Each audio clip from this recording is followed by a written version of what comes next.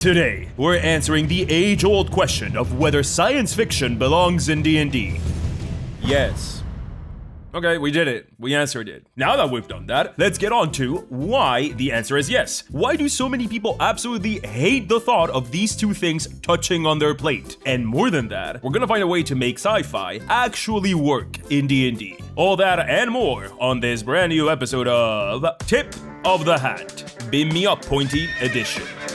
Part 1. Destroying the straw man. Why do people hate sci-fi in D&D?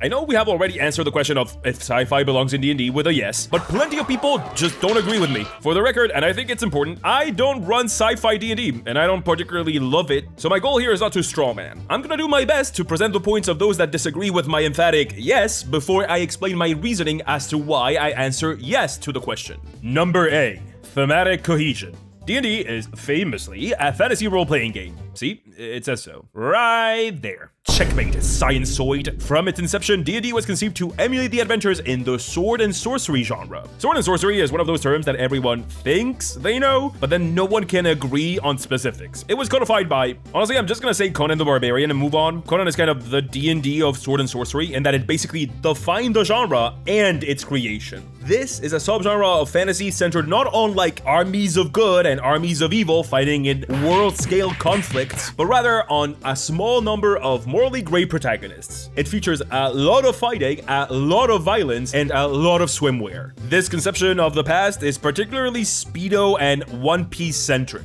This is why D&D is so rich in its rules for combat. Sword and sorcery's conflicts are often very violent in nature. Violence often is the answer. I feel like this might be a hot take because I have not heard of a lot of people talk about it or say this, but to me, the clear modern successor of sword and sorcery is Berserk, like to an uncomfortably close degree, like aggressively so. Now, while D&D has spread to basically encompass the entirety of the massive genre tent that is fantasy, its pulpy sword and sorcery roots are still very much visible and growing strong. The protagonist of a D&D campaign being a party of adventurers and not the King of the Elves is definitely a sword and sorcery thing, but there's also differences. Magic clearly marks D&D as coming from the sword and sorcery genre. Magic is much more present in D&D than it was in most sword and sorcery pulps, especially on the protagonist side, since in many of those sword and sorcery pulps, magic was like squarely the domain of the bad guy in the black and red bathrobe, and like whatever blonde woman in a white skin-tight gown was down to heal the guy in the Speedo. But all those changes are lateral moves, different points along the woke fantasy spectrum, sure, but always fantasy. Sci-fi, to a lot of people, is like a thematic aberration in the context of D&D. An element that does not fit the bones of the genre, the sword and sorcery bones, its spirit, its history. To a lot of people, sci-fi simply feels wrong in D&D. And while facts don't care about your feelings, I do. Mwah. Number B, mechanic mismatch. This one is tasty. So D&D has mechanics for like regaining your spell slots so you can cast magic spells. It has weapon statistics so that swords hit different than axes, hit different than lances, Fire Emblem hours. It has rules so you can be a wizard or a cleric or a druid, and all of those cast magic, and the magic system in D&D is robust enough for all of them to feel different. There are rules for travel on horseback, rules for travel off horseback. It has conditions like petrified or magically charmed. It has magical healing and magical hand waving of stuff like breathing underwater or breathing at all. So yeah, but do you know what D&D doesn't have? The same thing for most of what you would need in a rigorous, honest-to-God science fiction setting. D&D just doesn't have rules as to how to handle interplanetary travel. No, not interplanar travel. It does have those. No faster than light ships, no cryo sleep stasis, no concrete and set in stone pre-established level of technology. D&D 2024 did away with disease, a staple of the sci-fi genre, and a massive concern in so many sci-fi stories, unless you're trying to invade Earth, that is. You might forget to check for that. In that case, oops, you get the point. D&D lacks the mechanics to engage with sci-fi meaningfully. Its combat and class system is so steeped in fantasy that it doesn't account for a lot of the conventions related to sci-fi combat. If you run sci-fi in D&D, you will constantly walk into a ton of sci-fi themed rakes that stop you from doing what you want the system to be doing because the system does not want you to do that with it. Number C, the D&D hammer. Okay, so I hate this one because it feels condescending, and yet it's worth saying. Rather than asking if sci-fi belongs in D&D, we might want to ask, why would you want it to? If D&D is not built with the genre in mind, and there are systems that are built with sci-fi in mind, you know, if 1 + 1 is 11, Starfinder, the new Alien TTRPG, which I am talking about because I'm very normal about Alien, stars without numbered lists. Obligatory Traveler mention with 2 L's. Obligatory Firefly was based on a Traveler campaign rumor spreading. Whatever Star Wars has on the market right now, I think it's still the D6 one? I don't know, I don't care about that franchise, and the 73 different TTRPGs for it don't help. Sorry, y'all. Lancer, which I have been begging, it's subtly dropping hints that I want to play, and yet my friends won't run it for me because they suck because they're very busy, or whatever. There really are a ton of options to play a sci-fi thing without neither dungeons nor dragons in the title. If you only know D&D, every campaign you want to run starts to look like a very smashable D&D nail for your D&D hammer. But sometimes you need a sci-fi wrench or like a British screwdriver for hedgehogs. Another massive thing that sci-fi requires is just a gargantuan world building effort, and in an area where normal D&D books are just not gonna be a massive help. I mean, stuff like comet, fairies, devils that possess your body by infecting you with fiendish viruses. The world building effort that sci-fi requires is not only gargantuan, it's also confusing. When you're coming up with not just a town, not just a city or a nation, but a universe, a whole world, you're gonna need World&D. That's right, the literal best resource for DMs, players, novel writers, fantasy, and sci-fi enjoyers is sponsoring this channel again, and they'll be sponsoring a bunch because apparently so many of you are into it, and I can see why. World&D is truly the best at what they do. It's a world building software, but it's much more. There's 3 branches to World&D.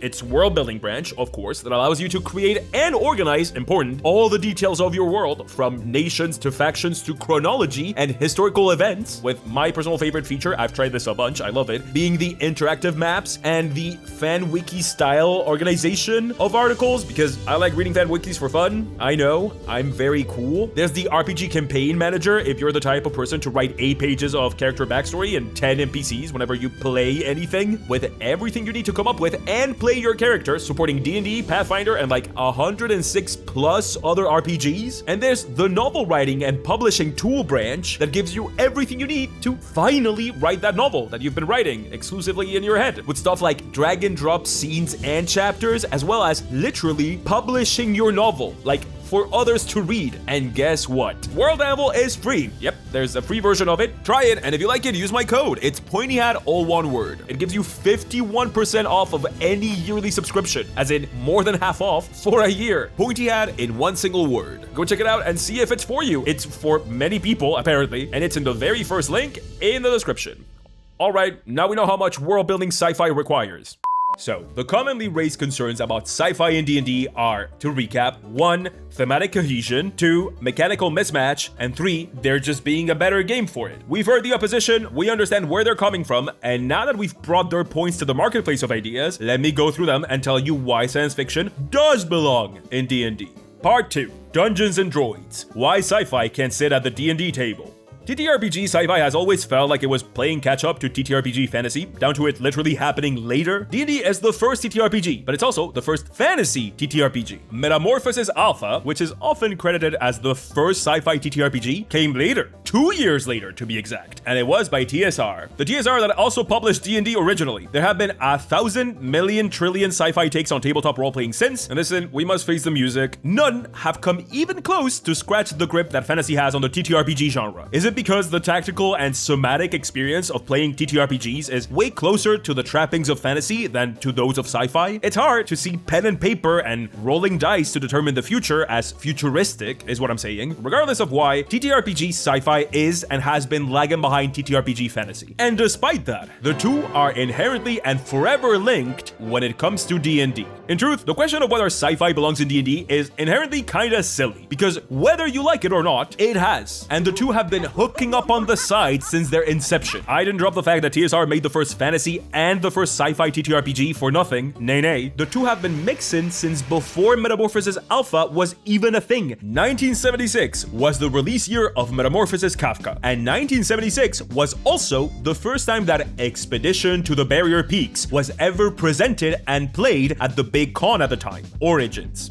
2. The Squeakquel. Expedition to the Barrier Peaks was effectively a crossover adventure, a bridge bridge between the D&D world and the Metamorphosis world, and it introduced hard sci-fi elements into the D&D world, as in guns that go pew pew, crash spaceships, aliens, my own sister, the works. Gary Gygax himself wrote Expedition to the 33 Peaks, and in the preface, he says that it was written to serve as, and I quote, a primer on how to combine science into your fantasy role-playing. Since the inception of TTRPG sci-fi, it has not only been mixed with fantasy, it has been mixed with Dungeons and Dragons specifically, and Dungeons and Dragons was 2 years old at this point, hardly that established and definitely not set in stone. Sci-fi has been in the game, but Expedition to the Barrier Peaks is not even the first time that this happened. Nay, once again. I said I would go through the points as to why sci-fi shouldn't be in D&D and refute them, so let's do just that. Thematic cohesion, huh? Sure.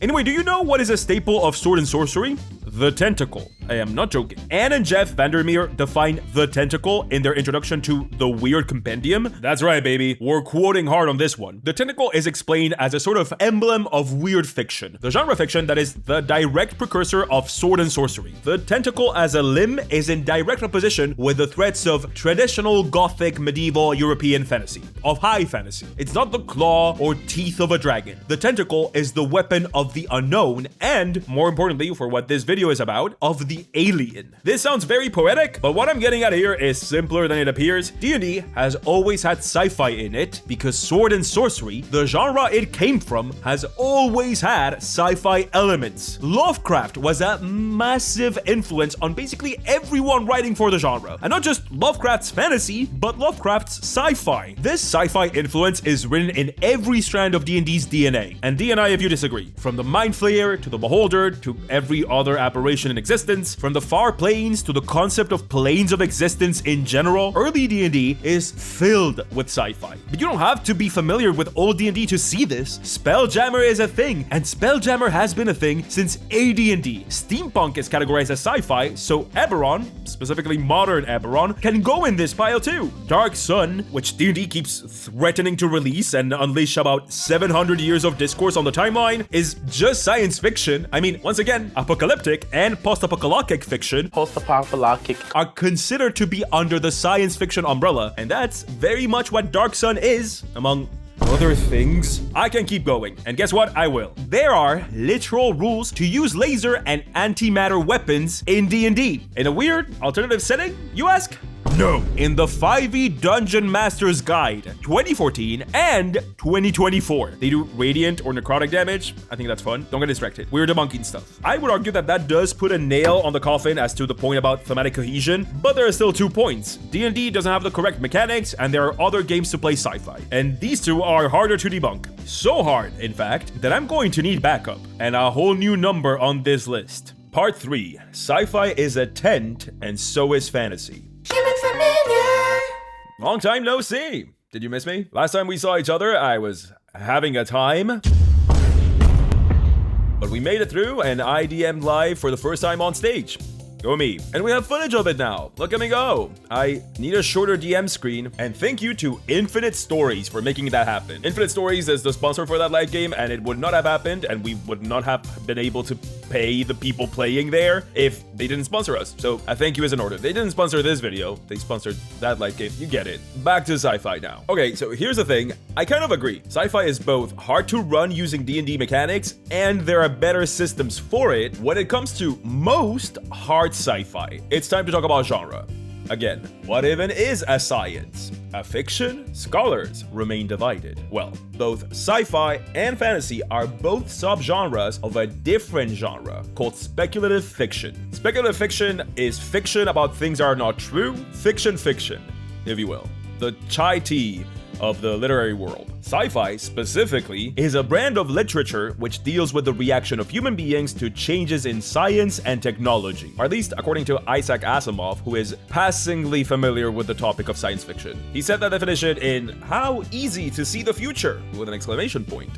He was excited. Basically, sci-fi is fiction based on scientific and technological concepts. Now, within sci-fi, there's hard sci-fi, which is concerned with verisimilitude. The speculative science and technology in hard sci-fi is concerned with it being realistic, on it being able to happen in some version of the future, or are already a thing now, and it's just trying to see what they will become later. Soft sci-fi, on the other hand, is not concerned with whether its science is correct or even possible. Instead, it asks itself what would happen if a certain thing just came to be, and it's not very preoccupied with how did that thing come to be. For example, let's say that the premise is sentient robots are now a thing. Hard sci-fi would concern itself with how exactly did sentient robots come to be, and it would do that in a way that makes scientific and technological sense, or at least it would try. Soft sci-fi, as opposed to hard sci-fi, would be concerned with how hard people are now that there are sentient robots around. Now, my take here is that D&D itself is not well suited for most sub-genres that are in the hard sci-fi umbrella. Mechanically, thematically, and frankly spiritually. Star Trek, which has become the poster boy for hard sci-fi, fight about it in the comments though. Tell me I'm wrong in the comments. Is probably the worst thing you would want to adapt into D&D. Conversely, Star Wars is not really that big of a leap for D&D, all things considered. Why? Because Star Wars is very clearly soft sci-fi, and within that sub-genre, most people would say that it's science fantasy. Yes, that is a genre. So yes, there are sub-genres of sci-fi that D&D is just not built to handle like mechanically or thematically. But there are also other sub-genres of sci-fi that D&D is perfectly suited for. And I actually think that Star Wars is not the best example of this. It feels like a cop-out that the lesson from this video is sci-fi belongs in D&D, look at science. Fantasy, like, yeah, sure, but that's cheating. It has fantasy on the title. No. I have something more devious in mind. The Hat has talked a whole bunch about sword and sorcery, but let me introduce you to its much lesser known cousin, Sword and Planet. Yes, once again, that is a thing. Sword and Planet it's sword and sorcery with a sci-fi flair, but also I think it is the sub-genre of sci-fi that is best suited for D&D. It has much of the trappings of sword and sorcery. Conflicts that involve the heroes and their personal struggles rather than like good versus evil, grittier, action-filled adventures, and a very strong emphasis on violent combat and exploration. Where they differ is that Sword and Planet has our heroes explore a markedly different planet, an alien planet. Most often, these heroes do not come from that planet, like in John Carter of Mars, who is not of Mars, but not always. This is because the goal of Sword and Planet is for the world to feel alien, and in order to make people feel that, it's great to have someone for whom the world feels alien in the story as a protagonist. It's perfect for D&D, down to how many protagonists in this genre still fight with martial weapons, like not guns, but swords or whatever, and how many times magic is also a part of that setting. Now, Sword and Planet is, as a sub-genre, less well known than most of its cousin, definitely Sword and Sorcery, so you might think that this is just another cop-out, like I found a very obscure genre of fiction and said like, this can work for D&D, but I think that this is wrong. I think that the name Sword and Planet is way less well known, but the examples of Sword and Planet stories are very well known, so let me prove that to you. First up, Dune. Yep, that Dune is often categorized as Sword and Planet. It's very much exploring a weird and alien planet kind of thing. They fight using melee weapons most of the time. The level of technology is greater than our own, but also in many ways lesser because of reasons. I'm sure that someone in the comments is right now explaining the lore of Dune to us.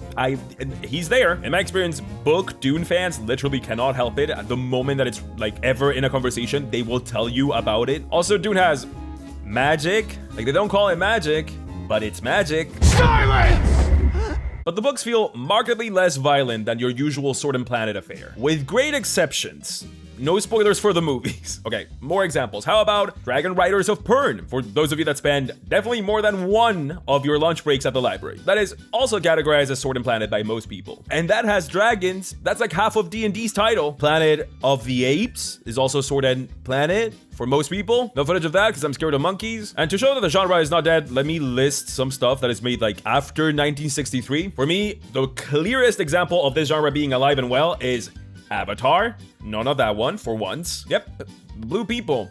That is very much Sword and Planet. Just like Berserk feels like the modern Sword and Sorcery, Avatar to me is clearly the modern Sword and Planet. It basically has every single trapping of the genre. The hero is not from the planet. You get to explore the planet. The movies are 99% about that. There's magic, kinda, but never in an overbearing way in the setting. The conflicts are very much violent, and there's hot alien GF, a genre staple. Also, for my last example, He-Man.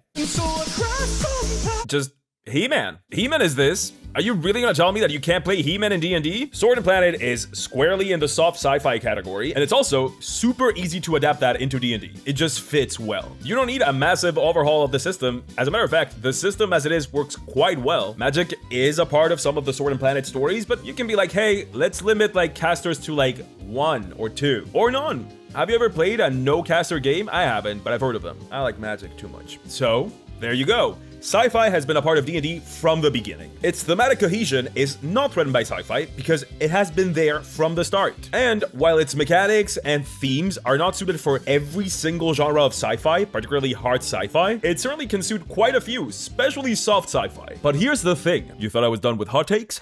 Think again. I don't even think that hard sci-fi as a whole is excluded from D&D. Let me give you an example of hard sci-fi that I feel runs perfectly in D&D. A new plague ravages Waterdeep. It kills fast and it spreads even faster. The moment a hypothesis is made as to how the disease spreads, it is immediately disproven. Clerics are mobilized to contain the spread of the disease with their spells, but there's simply not enough of them to do so, especially with its growing numbers, and especially because clerics are not immune to disease. Those are monks and paladins. The infected feel lethargic at first, then comatose after, but on the third stage of the infection, something happens. Symptoms awaken within them. Symptoms similar to rabies, aggressiveness, this unquenchable thirst that makes them seek water, and some of them, most concerningly, experience mutations that turn them into monsters, and all of them seek water. Our heroes have to find the cause of the infection, all the while limiting its spread, finding a cure, not getting infected themselves, and hopefully putting an end to all of this. That's hard sci-fi. That's hard sci-fi in a D&D setting, and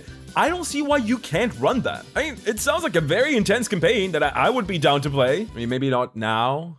It sounds like a downer, and 2020 is not that long ago, but still cool. So there are ways to do hard sci-fi in D&D. Hell, is this not the My Little Pony infection AU that teens are doing on TikTok in the year of our Lord 2026? My Little Pony is fantasy, I think. Checkmate. Fantazoids. I'm a fantazoid though, so checkmate me. And yet, despite all of this, there's still a massive hurdle when it comes to D&D and fantasy. And this is when I come in. Again, part 4, the player problem. For all the hemming and hawing about whether sci-fi belongs in D&D or not, it's a little bit pointless if you can't play it. There's just a dearth of sci-fi themed content for players to build sci-fi themed characters. Species-wise, we have what? Warforged, the Gith, Astral Elves, Autonomes, and Plasmoids. Slim pickings. Yes, I know you can make dwarfs or whatever fit a sci-fi setting. That's what this video is about. But I'm talking ready-made sci-fi player options. Subclasses and classes can also be challenging, sure, and some are inherently going to be harder to adapt to sci-fi than others, but I feel like species are where you start, and it can be hard to start if there are like 5 options. The answer to this, of course, is flavor.